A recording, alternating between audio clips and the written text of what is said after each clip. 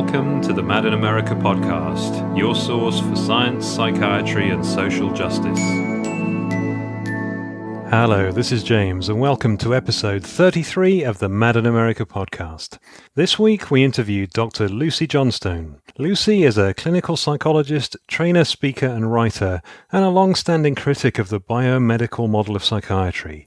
She has worked in adult mental health settings for many years, alternating with academic posts. Lucy has authored a number of books, including Users and Abusers of Psychiatry and A Straight-Talking Introduction to Psychiatric Diagnosis, as well as a number of articles and chapters on topics such as psychiatric diagnosis, formulation, and the role of trauma in breakdown. Lucy kindly took time out to talk to me about the new power-threat-meaning framework, recently released by the Division of Clinical Psychology of the British Psychological Society. Lucy, thank you so much for talking with me today for the Mad in America podcast.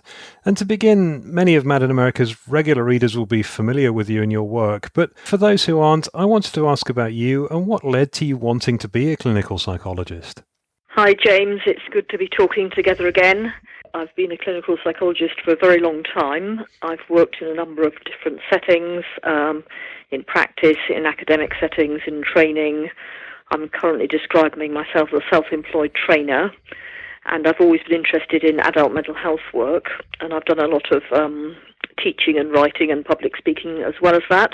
And there's a theme that runs throughout that, which is being kind of quite critical of dominant theories and practices in mental health. And how did I get into it in the first place? Well, briefly, like many mental health professionals, we end up here for reasons. The reasons lie in, quite a lot of painful, difficult experiences that I went through myself as a child, adolescent, and as a young woman. And being the kind of person I was, and being the kind of era it was, my way of coping with that was to I was the world's most boring teenager, by the way, was to hide away in my room and read Jung. Believe it or not, that's a bit of a confession, isn't it? And, at one level that was a bit sad. At another level, from a very early age, I was taking on the general idea that there are reasons for people to feel distressed and upset, and it always made sense to me like that. I never thought it was any different, and really that's been a theme that I've carried throughout my work. Thank you, and it seems appropriate then to move on to talk about the new power-threat-meaning framework recently released by the Division of Clinical Psychology of the British Psychological Society. But before we dive into the document, I wanted to ask if we could perhaps briefly explore some of the reasons why we need an alternative to diagnosis. So what are some of the problems with the way we currently conceive of and respond to emotional trauma or distress? Okay, we discussed this in an earlier interview, didn't we? You interviewed me a while ago, which is also on the Mad in America site, and at that time I said, rather at greater length than I'm going to just now, is that of course it's very important to acknowledge that people's experiences of distress are very real, but what we need to do, in my view, and in the view of many other people, is to question the explanation for that distress. So the current explanation, the dominant explanation, is that these are illnesses that need diagnosing, and interestingly, that has never been supported by research. So we have a model that is based on believing that people need to have these illnesses diagnosed, and because of that, it is not only not helpful very often, although sometimes it's of some help, but often I would say actually very damaging, and there are consequences like the long-term effects of drugs which can be very unhelpful for people. So in a nutshell, as I see it, we're turning with people with problems into patients with illnesses, and in a way that's routinely imposed on them. People are not offered alternatives, and not only is that, I think, quite wrong in itself, at the same time it screens off any alternative way of understanding people's distress, which is nearly always rooted in people's lives. There's a lot of research to support that.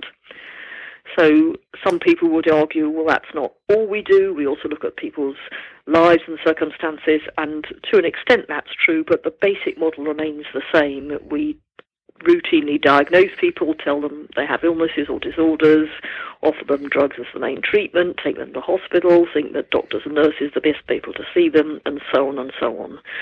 What we actually need is a shift in the common survivor slogan from asking what's wrong with you to what's happened to you. And to put it at its briefest, that's what we've tried to do in the power threat meaning framework. Well, certainly, having read most of the power threat meaning framework, it seems to me like a hugely exciting step forward and quite a step away from diagnostic classifications. I understand it was a 5-year journey for the project team, so I wanted to ask what that journey was like.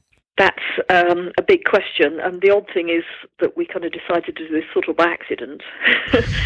So it just happened that by coincidence, in a hotel room in Manchester in November 2012, a group of us met at the same place to do some other recordings, and we decided to just start exploring the idea of what would a conceptual alternative to psychiatric diagnosis look like. So we'd set aside some time, and as I remember it, there was a kind of explosive 5-hour conversation with everybody kind of sparking ideas off each other, and it was obvious there was a huge amount of energy attached to this question, and this was essentially the core project team as it remained in that room. And of course we are all people who've been thinking about this for many years, and clearly this was an idea that was extraordinarily interesting, and yet even for those of us who'd been thinking about this for a long time, extraordinarily challenging. And it kind of started that way, and it continued for literally years longer than we thought it ever would. And it's one of those things where if you'd known how much blood, sweat and tears it was going to involve, you probably never have started it. So it's probably just, well, you didn't know. We've come out the other end. We're all still speaking to each other. We're all still friends. I think we collectively feel, this is not a perfect product, but we're very proud of it. And as you say, not just in my case, but in the case of all of us, I think it does feel like a culmination of, in my and Mary's case particularly, 30 years just about of exploring alternatives. Collectively as a group, we bring a great deal of clinical research, academic and lived experience to this question. We have all for many years been convinced we need an alternative diagnosis. Mary Boyle and I were the lead authors. We actually met in 1990 when I'd published my book. She'd published her book, Schizophrenia, a Scientific Delusion, and I'd published my book, Users and Abusers of Psychiatry. The year before, that started a 30-year conversation in a way that has never ended, and that in some ways this project feels like a kind of end result of, although it's also a start of it. We are seeing this as the start of a second stage of a further journey. And it was an extraordinarily difficult process. So I think I would say it's a bit hard to remember looking back that we spent about 2 or 3 years kind of wandering in the wilderness. That's what it felt a bit like, the intellectual wilderness. And Mary on a number of occasions said to me, this is the most difficult academic task I've ever attempted, which always comforted me, because I thought, well, if Mary thinks it's difficult, it really is difficult.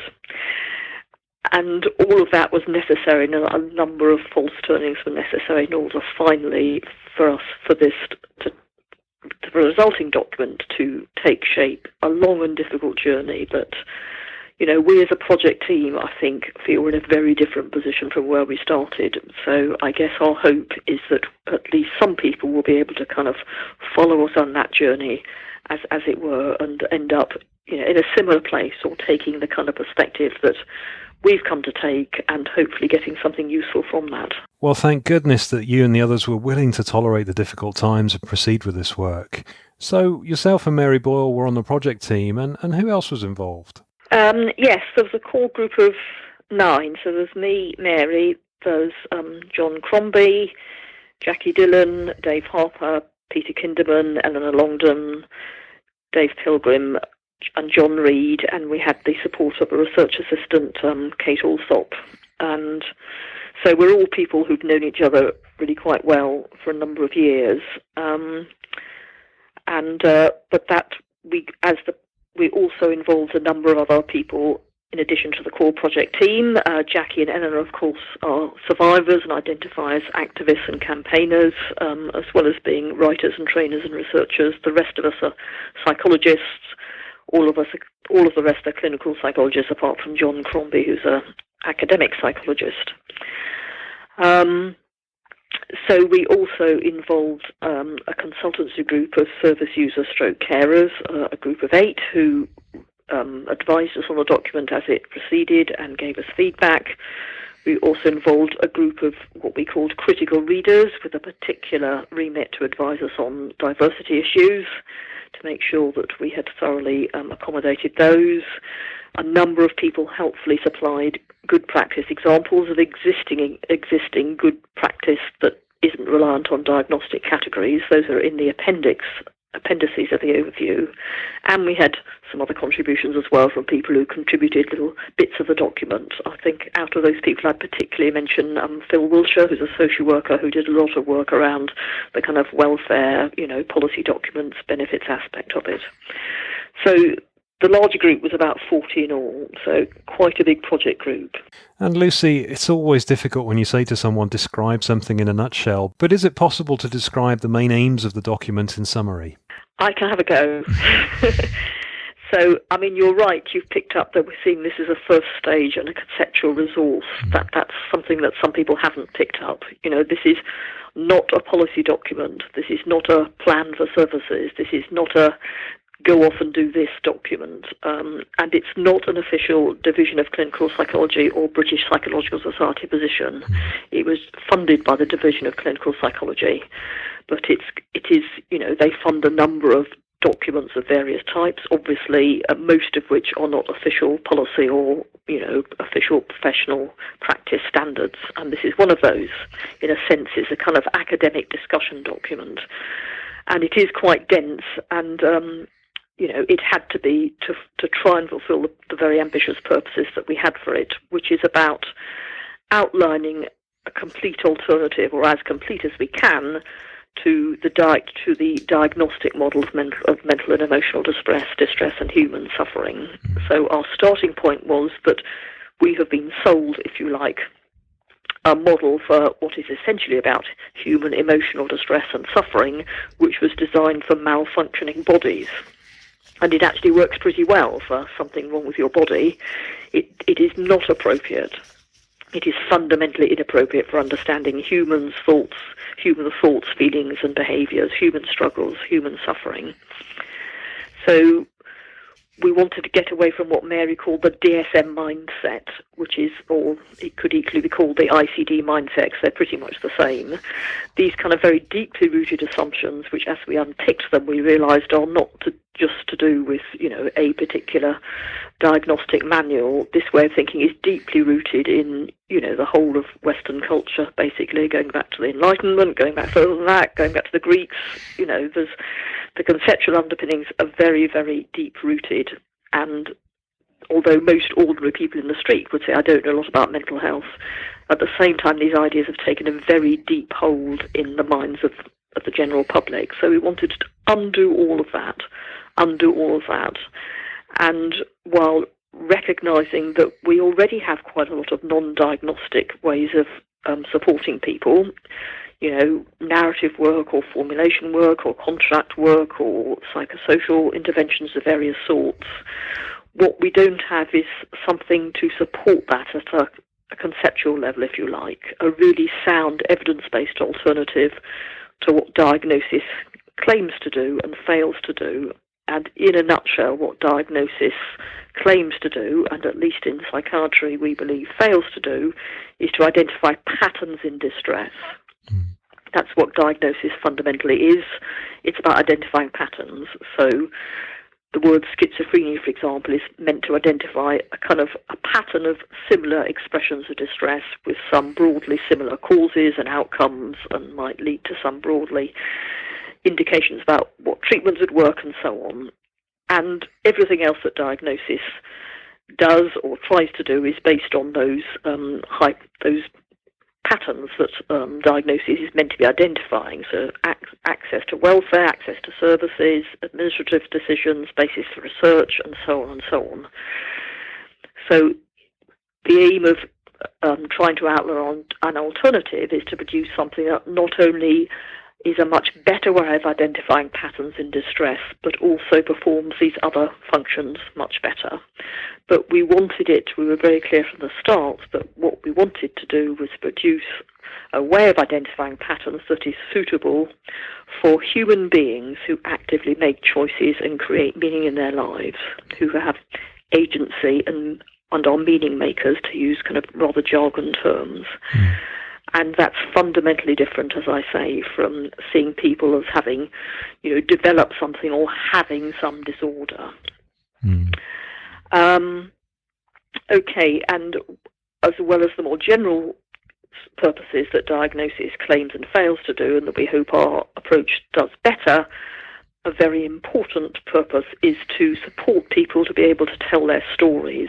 In essence, what diagnosis does too often is obscure someone's story. We stop asking, we stop looking, we stop believing there's a story very often.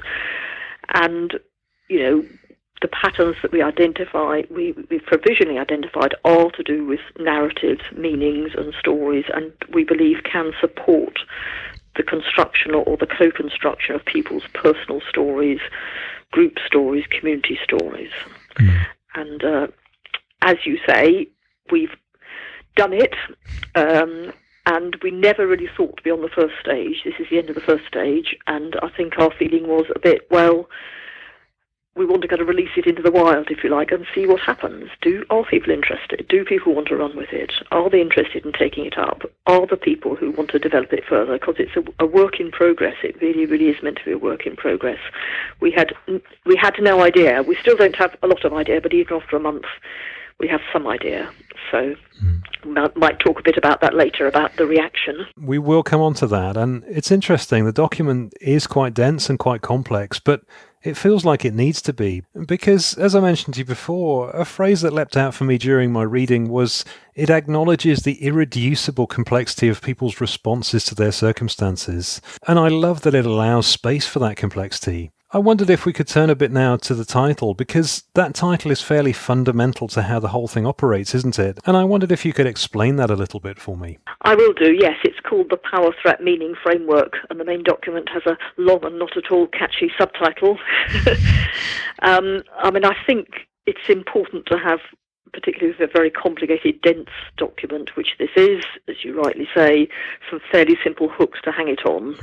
And it's important for us in developing it to kind of have the same kind of hooks. And actually this power threat meaning kind of three-part question, if you like, or four-part if you include threat response, kind of emerged about 2 years into the document. And once that had emerged, I think I and Mary started to feel, we sort of outlined the territory. We do have a kind of map that we're following from now on. So in trying to make this very complex set of ideas more simple, we have suggested that you can ask 4 main questions, which apply possibly to individuals, but possibly to social groups, possibly to families, possibly to communities, and so on. And essentially these 4 questions are an expansion of the survivor slogan, as I mentioned earlier. Instead of asking what's wrong with you, ask what's happened to you.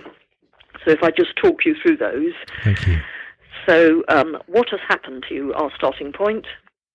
And in power threat meaning terms, we've translated that as how is power operating in your life. Now, we don't mean you literally sit down in front of someone with a pen and say, how is power operating in your life? What we mean is we have unpicked this at some length in the document. What we mean is there are a huge range of forms of power that operate in everyone's life. Positively, very often, supportive, protective, and so on, but often negatively, and negatively very often, of course, leads to distress. So we've outlined the many forms of power that exist, and some of these are very obvious. We all know that people in services are like perhaps to have very difficult personal relationships in which they may have been hurt and traumatized and abused. Some of these are more subtle, like kind of being excluded from social resources, and particularly from the means to make sense of your own experience. In other words, having certain meanings imposed on you, having meaning and language and agendas controlled in ways that may be beyond your awareness by all sorts of means, from the person you meet in mental health services to the media to, almost, the source of all the kind of norms and expectations that we all feel we have to live up to. So that ideological power, that notion, the power to control meanings, language and agendas is very, very, very central to the whole document. And we see the process of telling someone they have a psychiatric illness as a very good example of the imposition of ideological power. This is not a fact. This is, although people aren't told this is a particular viewpoint that supports and is supported by many vested interests and has never actually had any evidence to support it. So that's power. What has happened to you? The next question, how did it affect you? In the framework terms, we translate that as what kinds of threats does this pose? And we mean threats at all sorts of levels. This is threats to your body, threats to your relationships, threats to your sense of security, threats to your place in the social group, and so on. What sense did you make of it? In PTM terms, what is the meaning of these situations and experiences? And again, most clinicians, if we're talking about clinicians, although we see the framework as applying more widely than that, most clinicians will be asking people, at least to some extent, about the meaning of your experiences. But we're looking at that much more broadly in terms of not just personal meaning, I felt ashamed, I felt guilty, etc., but in terms of the social norms. Why are people encouraged to feel guilty or ashamed or silenced in certain ways and for certain reasons? And out of those, social norms support ideological power very often. So it's about putting back that much bigger context again. The final important question, what did you have to do to survive? So we're translating that as what kinds of threat response are you using? The framework draws on a whole range of different approaches, and a lot of this is not new stuff. So particularly when I talk about this, people will recognise quite a lot from trauma-informed practice and trauma-informed approaches. So threat responses are evolved, embodied responses that start from, automatic fight, flight, freeze responses and work all the way up to more consciously chosen strategies and ways of surviving. Symptoms are survival strategies. In the framework terms, they are threat responses. Mm-hmm. So they're there for a reason. They're things people do, not things people have.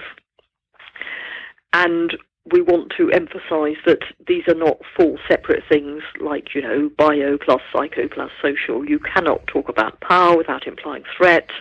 You cannot really talk about threat without thinking about its meaning. You cannot talk about threat without thinking about threat responses. So the four questions are sort of convenient hook, as I say, but they're not meant to be taken rigidly or literally. None of it is. And if you want to sit down one-to-one with someone or do this yourself, because this is very much, we hope, about, you can do this yourself, you can think about this yourself. It doesn't have to be part of a professional interaction, although it might be. You might want to think also about what are your strengths. In the framework terms, this means what access to power resources do you have, all sorts of things from, friends who can help you out or whatever, to community rituals and faiths and beliefs and whatever else. And finally, to put it together, what is your story? How does this all fit together for you personally? This might be a good moment to mention that one of the resources you can link to at the end, if you wish, is a very loose, adaptable suggestion for a guided discussion which you can use on your own, or which you might want to use to support a peer or a friend, or which you might want to use as a clinician to start exploring how these questions and hence how the framework might apply to a particular person. So those are the four questions, and by exploring the answer to those four questions, we get to the point of being able to outline patterns in distress, which I might talk a bit more about in a minute. Okay, thank you. That's really helpful. So, Lucy, what is the relation of this to formulation-based practice? I know that you've written about that in the past. So, is this like formulation? Okay, one of the things we were really keen for this not to be, the framework is a kind of psychology document. We've been very critical about, with a capital P, psychiatric theory. We've been just about equally critical, I think, of a lot of psychological theory. And we've drawn on a range of approaches that go well beyond psychiatry and psychology, both in terms of practice and in terms of principles. So and as you know, a formulation is one way, a kind of semi-structured way of putting together someone's story, usually guided by and in conjunction with a professional, and I've written a lot about it and done a lot of training in it. But this really, really, really isn't about formulation as such. And one of the things that's annoyed me about some of the reactions is people saying, oh, it's a little extra formulation tool for us to use. Well, we're attempting something much bigger than that. Maybe we've totally failed, but we're actually attempting something much bigger than that. So a very, very small percentage of the document, of the vast document, is devoted to formulation. A large percentage is devoted to the term narrative, which is our preferred term because it's much more inclusive. So by narrative, we mean, almost anything that helps someone to make sense of their life. And that doesn't have to be something written, doesn't have to involve a professional. It could involve art, community, poetry, all sorts of, human activities. Human beings are meaning makers and narrative creators. So it's narrative in general. Now, of course, there are some implications for making formulation as a specific practice more inclusive and more thoughtful and more aware of the influence of power. And we've got those suggestions in there, but that's, as I say, that's a pretty small part of it. And Lucy, you mentioned different cultures there. So what does the power threat meaning framework have to say about distress in non-Western cultures? One of the many problems that DSM and ICD have always had is how do we make sense of expressions and experiences of distress from non-Western or non-Westernized cultures that look very different from ours. And the authors and researchers who contribute to DSM have puzzled a great deal about this. This thing that people seem to do in certain parts of the world, is it really schizophrenia? Is it a local version of bipolar disorder? All these kind of, from my point of view, absolutely pointless and misguided questions. How can we squeeze these back into a Western framework, in essence? And usually it hasn't been possible to do that, so they appear in a kind of appendix in DSM called culture-bound syndromes. And from a framework point of view, all expressions of distress are culture-bound. They're based on meaning. They are shaped deeply, inevitably, by the particular culture within which they arise. They're all culture-bound syndromes. And so from a framework position, this is not a problem. It's a problem for DSM and ICD. It's not a problem for the PTM framework. Because from a framework perspective, at a very basic level, we all have certain core needs. We all are subject to the operation of power. We all need to be part of a group. We all need to be safe and protected and have enough material resources to live on, and so on and so on.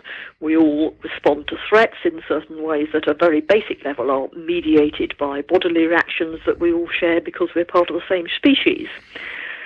We're all meaning-making creatures. So at a very basic level, the principles of power, threat, meaning, and threat response apply across cultures.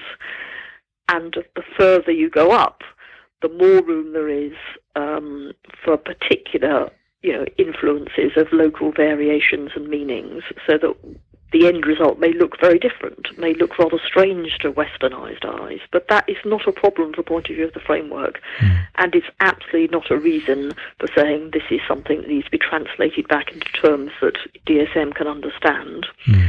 As you probably know, there is a movement that I think is very regrettable, which is the movement for global mental health, which is essentially about exporting Western models of mental distress across the world. And the implication of the framework is that we absolutely should not do this. This is absolutely wrong, absolutely unnecessary. And we don't need to export the framework either, but we can use the framework in order to remind ourselves that there are many local and culturally specific ways of understanding and healing distress, which, to be honest, we have a great deal to learn from. We probably have more to learn from those than people who may see things to some extent differently have to learn from the more dominant culture.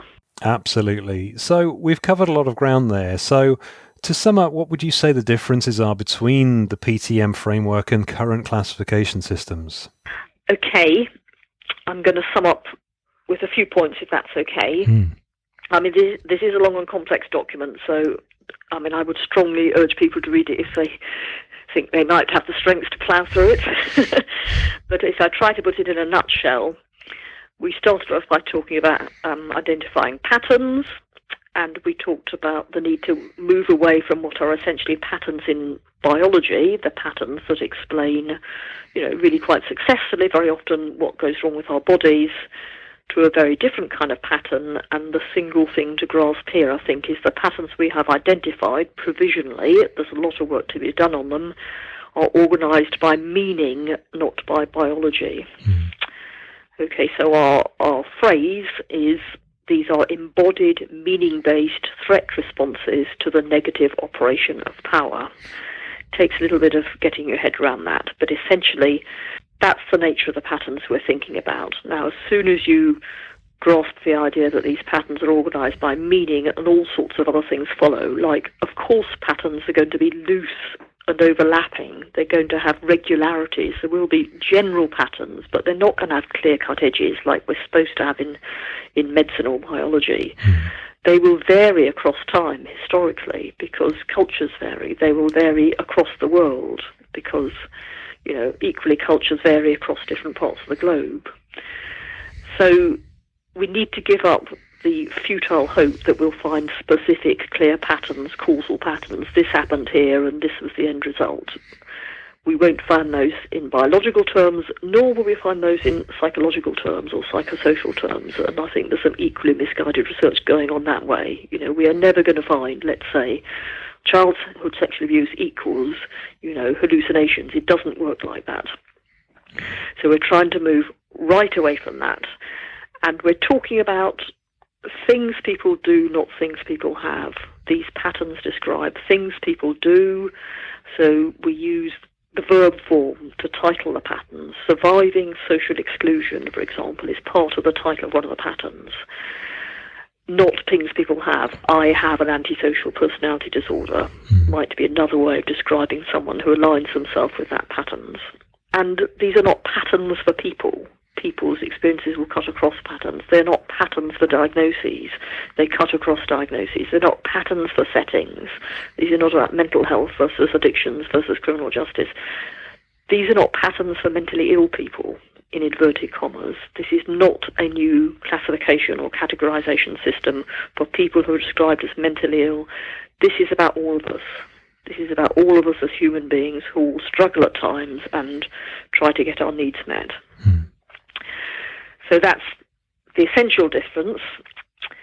I guess if I wanted to highlight some aspects within that, I would want to say that this is very much about including the role of biology. That's a common criticism, isn't it, of people who try to move away from diagnosis. So you're denying the role of biology. We're absolutely not denying the role of biology, but we are including it as a mediator and enabler of all human experience, but not something that it's always helpful to see or accurate to see as a kind of primary cause.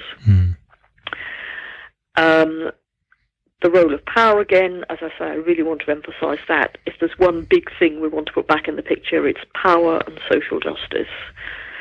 So in terms of the framework, it's about restoring the links between threats that come from the negative operation of power at all levels, and threat responses, the things we call symptoms. In a less jargony term, it's about restoring the link between personal distress and social injustice. And diagnosis steps in to sever that link very neatly, so we can no longer see it. And there are all sorts of other interests in severing that link. We want to restore that link and make it so clear and obvious that actually nobody can ever again pretend that it's not there and be blind to it. Well, that's an ambitious aim, but I mean, we all need to have ambitious aims, and then we'll kind of see how far we're able to push towards those. But essentially, this framework is about social justice, it's about the kind of world we live in, it's about the responsibility we'll have for making it more inclusive and safe, and, it's about all of us. And Lucy, now that the framework is in the wild, as it were, I wondered what the reaction has been and what your hopes and aspirations are for the future of this approach. Well, the reaction's been what we expected, but more. Both ways, positive and negative, which is, interestingly, absolutely predicted by the framework itself, isn't it? Because we are posing, I hope, this is part of our intention, a threat, capital T, to ideological power, capital P, and there have been lots of capital TR threat responses, as I would see them. along with fair criticisms. So it's not about dismissing criticism. This is incomplete. This is an evolving work. We want it to be freely available to all. The British Psychological Society has generously made it available to all. It's a free download. That's very much what we wanted, and one reason for applying for funding from them. So we want people to run with it, but the response has been interesting. Let's say interesting. So from a less positive point of view, I've collected some of these adjectives because at one level they're kind of hilarious. You will be interested to know that the framework is unevidenced, Marxist, and right-wing, and anti-psychiatry, and polemical, obviously written by Scientologists. Marxist outright Scientologists, maybe there are some. And, a lot of social media reaction has not been helpful, although it's been reasonably well balanced by some more helpful responses. And off social media in the real world, the response has been quite phenomenal. We're 4 weeks in, and I won't list all the responses, but if nothing else, we have had overwhelming success in getting people talking. There's a blog a day since the framework came out. I and my colleagues have been overwhelmed with interest, and that's from this country, from elsewhere. It's from researchers, it's from people on training programs, it's from clinicians. Equally, perhaps more gratifyingly, it's from peer support groups, from people just saying, my story makes much more sense to me now. So I am a little bit worried that I've now filled my diary for the entire rest of my life. We need to think about all this because, as I said, we really didn't think beyond the launch. You can't have the good stuff without the difficult stuff. So for all that it's quite challenging at times to work out how to deal with this, we are immensely pleased with the reaction so far, and who knows, what will be, but, whatever, it's going to be a fascinating next part of the journey. Well, I'm delighted to hear that although you spent quite a bit of time getting to this point, that it's the start of a journey. It feels like it's now for a bigger community of people to take on and work out the next steps, the implementation, how to use it therapeutically, and in what settings it can be used. Or to leave it entirely. I want to add that too. Or to leave it entirely. This is an offering.